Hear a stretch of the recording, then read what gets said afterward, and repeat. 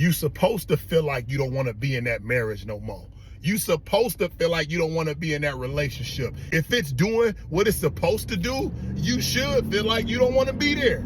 Because when you are connected to somebody and you allow them access to some of the most intimate parts of who you are, access to parts that you cannot see by yourself, you start to get triggered. That trauma that you experienced in your childhood, in old relationship, it starts to come to the surface. It no longer is lying dormant because there's nobody to affect you in that way or in that space. That's not a problem with your partner.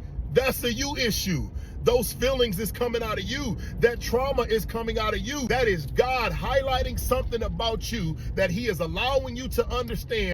I want to bring healing to you in this area, baby. I want to bring healing and wholeness to you in this area, my son or my daughter. But when those times come where you are triggered, where you are offended, where those issues start to rise that are on the inside of you, it makes you look at yourself. It makes you have to deal with you. And when you got to deal with you, oftentimes we want to project that onto our partner. He making me feel this way. She making me feel this way. And when you project that onto somebody else because you don't want to deal with you want to leave. It's easier to just walk away. One thing that I need you to understand is if you don't deal with the triggers, the traumas, the hurt, and the pain now, then all you're going to do is take that to another situation. You keep saying, why do I keep attracting people like this? Why do I keep going through these same situations with different people? Because you are the common denominator.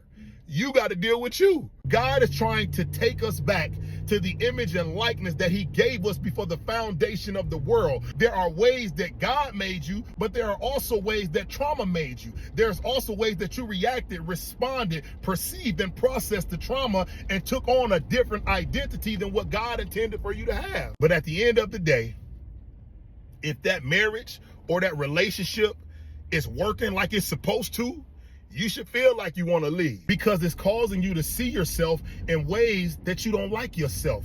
You don't like how you respond. You don't like how you react. You don't like how certain things make you feel. And should nobody have that much control over you? And the only way to allow them or to cause them to relinquish that control is if you allow that relationship or that marriage to be a mirror of who you are so you can rise and become the best version of yourself, or you can keep running and dealing with the same issues, the same demons, the same problems, and the same trauma.